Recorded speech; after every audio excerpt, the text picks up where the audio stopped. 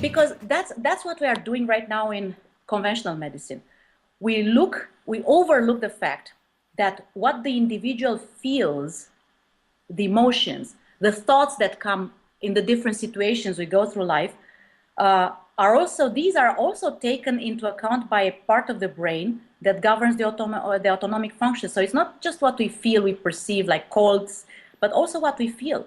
So the brain will symbolically adapt one or more organs to whatever we feel. And that happens right in the moment. That's the kind of what we call super homeostasis. Because what the individual is feeling should be given as much importance as the changes in the environment or the status of the body's energy reserves. So right now, I know there is a trend, and I salute it, with nutrition. And I totally subscribe, because I always discuss with my patients, with my clients, the nutritional aspect. I mean, I usually discuss five things with them. The symptoms per se, the disease, the nutrition, so what they put in their body, their feelings and their thoughts, which are extremely important. And to me, that's where I want to go, because these are the real root cause of any disease. The environment, because the environment will represent a way in which whatever feelings and thoughts they had will be re-triggered again and again.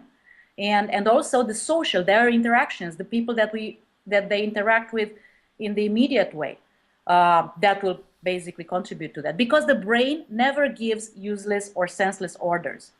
For example, if the blood contains an abnormally high proportion of cholesterol, as determined by a lab analysis, this is precisely because the cholesterol will be useful somewhere in the body for some repair process in the body. I don't know if we have the time to go into depth into this, but I mean, I'm so passionate. Maybe in the next presentation then. Or next summit next year, you know. Yeah. We need to start at the basics. So it is a response. Interesting enough, it is a response of the body to an either old need or a present need of the body. If the blood contains too many platelets, for example, which is diagnosed as excess of platelet excess, it has certain named diseases in our conventional medicine, it is due to the brain response to a need. When the memory fails, when people can't remember stuff, and this scares a lot, and we talk a lot about Alzheimer's now and all these things, or ADHD, the incapacity of focusing and concentration, this is a response to the need of the body. Maybe that person had an emotional trauma that they really don't want to remember, that it doesn't help them to remember, and the brain bypasses, how shall I say, the conscious mind, and will deliberately shut down that memory because that's not helping that person to continue living. When eyesight deteriorates, for example, and hey, both of us are wearing glasses. Sometimes ladies are, you never know if they have real lenses or not. Yeah. It is in a response to a need. Like you say, hey, maybe it's a need of fashion. It's not necessary that you don't see. Or a that's need a joke. Or what's the other need? Of not seeing. Maybe I don't want to see what's close to me. Or if my eyesight is not so good for, have we ever asked ourselves, why certain people, same age, same circumstances, one person can see well, the reading, one person can see well at a distance. How come? So it's not the age, it's not the circumstances. So it's not like, because you're getting old. Maybe some person doesn't want to see something which is far away in the future, and maybe the person who doesn't see close doesn't really want to see what's close around them. So our body responds to this. So if I have hyperglycemia, that means that is a precise response to a need. It is really, in conventional medicine, if we want to really heal disease, our task to identify this real need of the body and seek out its origin. And I'm personally seeking out the origin of the need either in the person's present life or in the individual's family tree. Certain people don't like to talk about past lives and so on. So family tree, I guess, covers very well the concept. Yeah. So because it's always because of an emotional shock that the person had in their life or there was in their family tree, and it got transmitted epigenetically, and I believe Dr. Bruce Lipton is talking a lot about this, not genetically, but epigenetically, which is information. This is how it's actually transmitted. this need will exceed the normal capacities of an organ, and therefore the brain will prompt these particular organs to change and adapt to that need.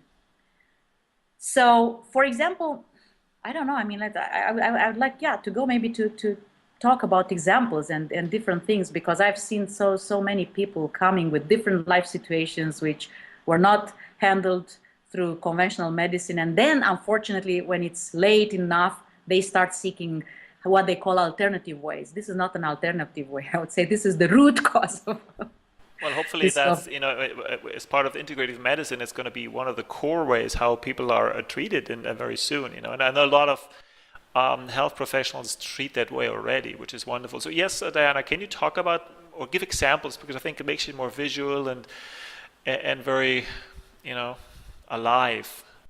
So yeah, let's talk a little bit about, because we started diabetes, and I'm trying to hold it around diabetes, although there's so much.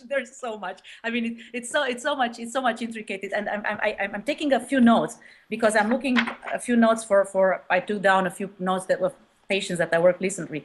So let's define a little bit for those who don't know. So the pancreas contains exocrine cells, which secrete or produce digestive enzymes into the small intestine. So for those who don't know, the pancreas is not just the insulin producing organ. It also has a role in digestion. And that's why we never know if somebody who has high blood sugar is a real problem of just the insulin, or we have to look beyond that at the same organ, the pancreas. It's a metabolic problem. So has these cells which secrete digestive enzymes that are released into the small intestine. So that's after the food passes through the stomach. And it has also endocrine cells which secrete hormones to help regulate blood sugar balance. And there are two hormones produced by the pancreas, not just the insulin. So let's talk a little bit about the insulin right now, which is concerning the endocrine cells of the pancreas, which are so-called Isles of Langerhans. I don't know if I'm giving too much conventional medicine information, let me know, because I don't want to make this too complicated.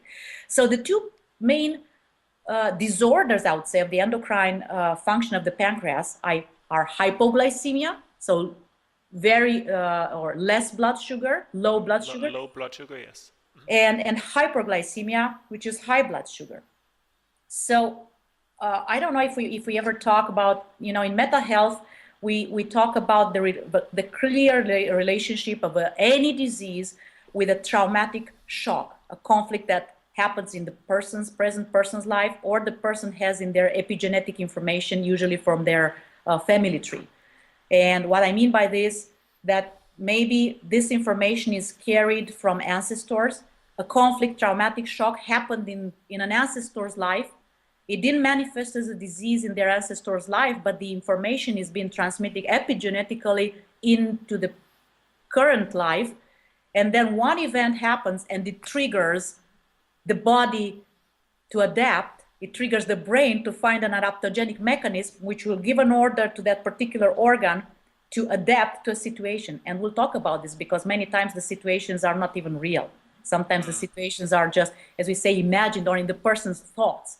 I mean, it's a lot. It's so much, Johannes. There's so much to be said. It's so much. Yeah, it's so much, but it's so exciting because we start to really understand how our body-mind works. And I think what you just said about the epigenetic coding is that it totally makes sense that we take on.